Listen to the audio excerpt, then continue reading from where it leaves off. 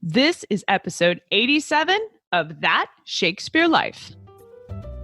This episode is brought to you in part by Audio Shakespeare Pronunciation App, the only audio Shakespeare pronunciation app which is designed to remove fears about how to speak Shakespeare's language so that his plays are accessible to everyone. Find out more about this app in today's show notes and stay tuned after the episode for how you can learn more.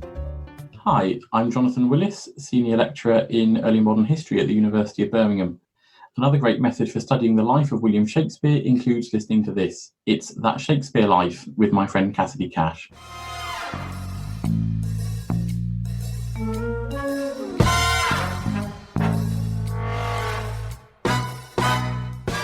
The whole event was public in that everyone knew it was going on, everyone knew the intentions of Dudley.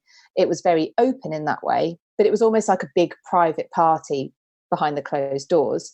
So people would have known that it was going on, but really, unless you were invited or you were part of the retinue, you wouldn't have seen the entertainment that was going on within the castle. Welcome to That Shakespeare Life with Cassidy Cash. Cassidy believes that if you desire to successfully learn or perform Shakespeare's plays, then understanding the real life and history of William Shakespeare himself is a must. That Shakespeare Life is the podcast that helps you go beyond the curtain of some of Shakespeare's most iconic works and explore the world of early modern England as Shakespeare would have lived it, learning from the writers, historians, and performers who know it best. And now, here's Cassidy. One of the greatest mysteries about the life of William Shakespeare is where precisely did the bard first encounter theater? Was it the roving theater companies which speckled the countryside with their pop-up performances for which Shakespeare's father was the town alderman and therefore would have had to approve the players when they appeared in Stratford? Or was it at grammar school where students used theater to learn their Latin, English, and transcription? Well, for many, one of the most tantalizing suggestions about where Shakespeare could have first seen large-scale theater was when he was just 11 years old.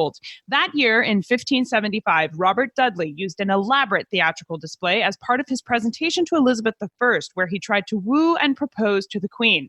Though his efforts ultimately proved in vain, the fact that many of the features of the performance that day show up in Shakespeare's plays later in life lead some historians to speculate that the Shakespeare family, and young William in particular, just might have made the relatively short journey from Stratford to Kenilworth Castle, being drawn in by the promise of a grand display and the potential for a glimpse of the Queen. Here today to help us explore the story of Kenilworth Castle, Robert Dudley's proposal, and how likely might it be for Shakespeare to have attended is our guest, Philippa Brewell. Philippa visited with us for our very first episode of That Shakespeare Life, and we are simply delighted to welcome her back to the show. Philippa Lacey Brewell lives in central England and is well respected in her field as a historian and tour guide. She engages audiences with virtual tours and history holidays. She began writing and speaking about traveling through Britain's history in 2012 and hasn't stopped since. She has the most animated face when talking about history, and if you've seen her videos, you'll know. She's the owner and founder of British History Tours, a membership group and tour company for anyone who loves British history. Hello, Philippa. Welcome to the show. Hi, thank you for inviting me again. Wonderful to have you back. How far was Kenilworth from Stratford-upon-Avon physically? Is this a reasonable distance for Shakespeare to have traveled? It's about 14 miles. And so I did a little bit of maths, and I think it would be about 4.5 hours walking between the two, which was actually further than I had in my mind's eye of the two. But so sort of 4.5 hours walking, I suppose on horseback, I don't know, 2.5 hours, or depending on how fast you make your horse go. So a reasonable distance. If you think about the time length of a day, you know, you're going to be using up 4.5 hours to get there, do whatever you're doing and come back. So not close, but not too far for it not to be doable. If Dudley was conducting this performance as part of a larger wedding proposal to Elizabeth I, that seems fairly private in nature. Would the display have been open to the public? Does it make sense to think that Shakespeare's family might have even had the opportunity to travel to it and attend? I think the event, this is where it's sort of interesting, what's private and what's public. The whole event was public in that everyone knew it was going on. Everyone knew the intentions of Dudley. It was very open in that way, but it was almost like a big private party behind the closed doors. So people would have known that it was going on, but really, unless you were invited or you were part of the retinue, you wouldn't have seen the entertainment that was going on within the castle. One reason some Shakespeare historians list as evidence William Shakespeare may have been in the audience that day is because of Shakespeare's play Twelfth Night, which features Arion riding a dolphin's back. Philippa, will you explain for us what Dudley's performance that day involved? And did he include Arion riding on a dolphin's back as part of what happened that day? Well, there were numerous, I don't know if it was all on one day or the first day, because she was there for 19 days. She was there for the longest stay on any progress at one person's house. So the pageants and everything went on over obviously that time period. But there was a lake pageant, and part of that, there was a story that included, it was actually Proteus riding on a dolphin's back, and apparently inside the dolphin there was musicians, and it sounds all very exciting. So if he'd have been there and he'd have seen that probably would have been quite an interesting spectacle, and perhaps one which would have inspired him. It could also be that story was a well-known story at the time. It's a Greek myth, so perhaps, especially with him attending the grammar school, it could just have been a story that he was already familiar with. Why did Dudley choose Kenilworth Castle as the right place for this event?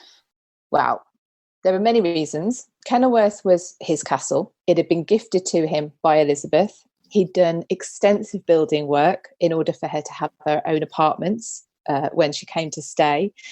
It had been a royal castle, and at numerous times, John of Gaunt had done extensive building work there. So it was a prestigious place. But you can also add on to that the fact that it was a beautiful setting. Let's think Dudley could have been a romantic as well. Maybe he thought, this is a nice setting for this kind of event. It was close to hunting grounds. Elizabeth enjoyed hunting, and hunting was certainly part of the entertainment for her stay.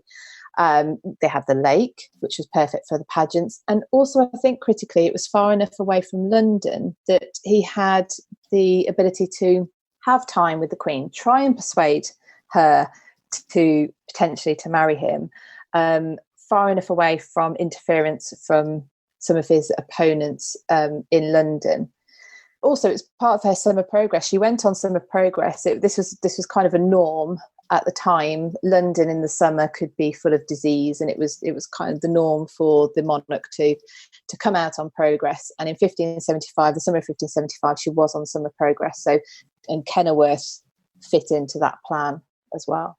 Besides Dudley, and obviously the Queen and potentially the Shakespeare family, although we're not anywhere near sure about that, do we know who else was at the celebration? You mentioned people being invited specifically and being part of the retinue. Who were the people that would have been here for this?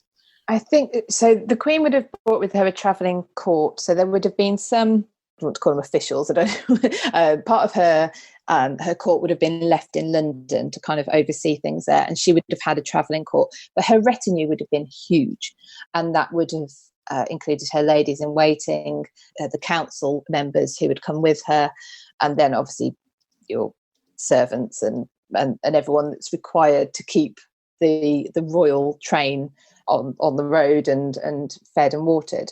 So I think you'd have had local dignitaries possibly who'd been invited maybe, but generally it would have just been the retinue that they would have had on progress. One historian's description of the event says that there were elaborate banquets with guests consuming things like 40 barrels of beer and 16 barrels of wine per day, with fireworks displays and performances, not just of theater type dramatic performances, but also acrobats and other displays of that nature. In fact, one French ambassador is said to have remarked about what went on there that, quote, nothing more magnificent had been seen in England for a long time, end quote. Philippa, with that large of a scale and given Stratford's close proximity to the castle, would the town have supplied any of the resources needed for this event? And how credible is it that it is actually a French ambassador that would have been here at this event? Were foreign dignitaries coming for this as well? So that's two questions in one there. I wouldn't be surprised at all if there are foreign ambassadors with the Queen on her progress. It was important for the Queen that messages of what was going on in England, and especially around her and her magnificence, I suppose, were getting back to the continent. And so, yes, I think it's perfectly credible that the French ambassador would have been there. In terms of the resources required for such an event, it's a really interesting question, because she was there for a long time. She was there for 19 days, so almost 3 weeks. Usually the food, the wine, the beer would have been supplied from the local area. And we are fairly close to two large towns, Warwick and Coventry. It could be that they were perfectly capable of supplying what was required. Perhaps they would have to go further afield. I don't actually know, but potentially. When she first arrived, when Elizabeth gets to Kenilworth Castle, what kind of fanfare was in place to greet her? What would have it been like when she officially came through the gates to arrive at Kenilworth Castle? In my mind's eye, I've always got a kind of chaotic vision, and that's probably unfair to the extensive organisation that must have been required to put on something like this. As she came in through the gates at Kenilworth, there's a dam, effectively, because you have water either side, where you actually have a brook that comes in, which is what is then dammed off to create the lake. And it was also doubled up as the tilt yard. So if you can imagine, you're walking up a flat piece of land, but the ground either side is lower and you have water on one side. So it's already quite spectacular. And along that walkway, that dam, is people, actors doing pageants, people reading poetry. So I think as she was, she rode in on her palfrey, which is a sort of type of horse, but she would have been stopped and watched a pageant. She would have gone a little bit further, maybe had a poem read to her, and so on and so forth, up through into the inner gates, which would have taken her into the inner court of Kenilworth Castle. I have read that there would have been a peal of guns that were fired in her honor, which could be heard for 20 miles. I was surprised that they mentioned using guns, since I thought rifles wouldn't have been perfected really until later in the 17th century. But I was also intrigued by the report of 20 miles, because Stratford-upon-Avon was only 23 miles from Kenilworth Castle. If Shakespeare didn't go to the castle and be there in attendance that day, would he have been able to hear the celebration taking place? It's an interesting question. So I think Kenilworth is actually 14 miles from Stratford, so it's closer. But that's right. So I had the estimate off. So it is within the 20 miles of the guns, though. Well, it is. But then I had to look this up as well, because I thought, well, actually, I've no idea how far you could hear gunfire. Now, actually, the guns. The first point I should make is the guns were not rifles; they were cannons. So it would be referred to as like we have a gun salute at the Tower of London. So you're talking like a big cannon, not like the hand cannons. Do we know? Okay. I think they wouldn't have been. We see like the huge guns from kind of the 17th century cannons. I think they would have been smaller than that. I was actually at a reenactment a couple of weeks ago, and they've got these cannons that were similar to what were being used around the time of the Wars of the Roses, so pre-Elizabeth, and they are so loud. Oh my goodness, my ears were ringing. I actually spilled coffee on myself. No, oh my gosh. When one went off, because I just threw it up in the air, effectively. It was really, really loud. Now, I was quite close, but I don't know is the answer, but it is fairly flat land around there. If the wind was blowing in the right direction and there was not much noise in Stratford that day, then potentially they could have heard. I think it would have been difficult to immediately identify that that's what it would have been. But so we're stretching things kind of, but the romantics in us can still hope. Yes. Yeah. yeah. And probably if people knew. The Queen was on progress, so they could have potentially already seen her at some point, but they could have travelled. They could have travelled if they knew she was there. They could have been intrigued by the fact that she was at Robert Dudley's castle. So, maybe people were going a little bit closer to see if they could see anything. Why was Dudley able to be this bold with Elizabeth? What was their relationship founded upon? And did she ultimately accept his proposal? Well, they had been friends since they were much younger. And I think their relationship was based on a very deep friendship, an intimate relationship. I think they were in love. I do. I think it was probably forbidden love in many ways. But he could be so bold because I think when we look back at it, we think, well, obviously she couldn't have married Dudley because, he wasn't royal. He had this, his first wife had died under mysterious circumstances, which is an interesting story in its own right. But it gave opponents to a match the opportunity to say, oh, well, there was something fishy going on there, and he probably killed his wife in order to marry Elizabeth, etc. And that kind of put poison on the whole idea. So there was nothing sort of wrong with him asking, but ultimately she never accepted. But then she never accepted anybody. And she ended up, I've read, she carried mementos of him with her entire life, right there personally. He died in 1588, and the last letter that he wrote to her, she wrote on it his last letter, and she kept it in a box by the side of her bed for the rest of her life. Oh my goodness. Which is just, it really makes you want to just weep, and you didn't even know them personally, but you're still like, wow, that's incredible. Yeah, I think there was a deep affection. Given how important it was for a monarch to produce an heir, and how much of a theme it was for Elizabeth's reign in general, for people wanting her to get married and sort of take this step, do you think when she declined Dudley's proposal and Kenilworth was over and the fanfare was packed away, was this seen as a loss for England as well? And do you think that event impacted William Shakespeare in terms of a national event? So this is something I could debate this forever. On one hand, it was irresponsible in one way, wasn't it, for Elizabeth to leave the country without an heir? Although towards the end of her reign, there were already negotiations going on with James VI of Scotland. Her getting married, or the idea of her getting married, was as much political as personal. So it was a great political tool for her. It was a power card, if you like, with everyone, with foreign courts, with her foreign ambassadors, with foreign courts, with her own council. It was like a trump card. If she'd have married, then she'd have lost that power position. And as a woman in her position, this was a very helpful card to keep in your back pocket, as it were. But then if you think from the personal point of view as well, what had she seen of marriage? She knew of how her parents' marriage obviously ended. She'd seen the disastrous marriage of her sister Mary I to Philip II of Spain. She'd seen her, she was a ward of Thomas Seymour and Catherine Parr, and she saw how their marriage was. Catherine was totally devoted and Thomas was kind of just playing her off. So she must have seen, she didn't really have any good examples of marriage, I think. Plus you also then have to add on to the layer of risk if she'd have become pregnant. So it's all, we think, well, she needed to produce an heir. What if she'd have died in childbirth? Jane Seymour died soon after childbirth. Catherine Parr had died soon after childbirth.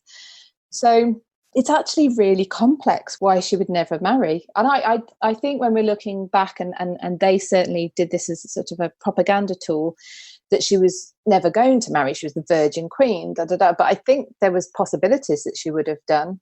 I just think time possibly ran out and there was too many factors involved, which maybe just put her off the idea. We have already mentioned so many places that we could explore further about Elizabeth I, Robert Dudley, and their relationship, and even exploring Kenilworth Castle further. And I was wondering if you could recommend some of your favorite places, whether it's books or resources, that you would say, oh, you have to go here and check this out if you want to learn more. Well, if you want to learn more about the actual pageants and what happened in 1575 at Kenilworth, there's a great book by Elizabeth Goldring called Gascoigne and Kenilworth. That's a great book. For a more general book, I really love, there's a book, I think it was, well, it's the original version. I don't know if it's still in print, but I have checked on Amazon. You can still get this. It's published by Reader's Digest, and it's just called Elizabethan England by Alison Plowden. That's brilliant for sort of an overview of Elizabethan England. So I would recommend those places to go. I love books, so I would always recommend tangible books to read. Excellent choices for sure. Now, you know this from your last visit here with us, but we ask everyone this next question here at That Shakespeare Life, and that's, what's the one book you would take with you on a deserted island? My friends in England, and I believe you are one of those friends, told me that I'm supposed to allow you the complete works of Shakespeare and a copy of the Bible. So this choice would be in addition to those. And since you are visiting with us again, you are allowed to change your desert island choice from last time if you like. I don't even remember what it was last time. But interestingly, I probably would already change. And it'd probably be good if I was on a desert island, so I would actually read the complete works of Shakespeare and the Bible. But for my third choice, you see, this always changes because I'm not a much of a fiction reader. I read quite heavy books. So they're not generally ones that you reread and reread. But there is one that I am really drawn to at the moment, and it's one that I want to reread. Might seem a bit of a bizarre choice, but it's called A Brief History of Everyone Who Ever Lived. It's by a guy called Adam Rutherford, and it's the story of our genes. And it kind of underpins our whole understanding of ancestry and genealogy and our familial links and our racial and cultural differences and similarities. And it's ever so good. And it's a book that it's really good, and then you think, oh, I get this while he's explaining it, and then I can't articulate it over again, so I want to read it again. So I think at the moment that would be the one that I would take with me. Excellent choice. You would be well set up there on your deserted island for sure.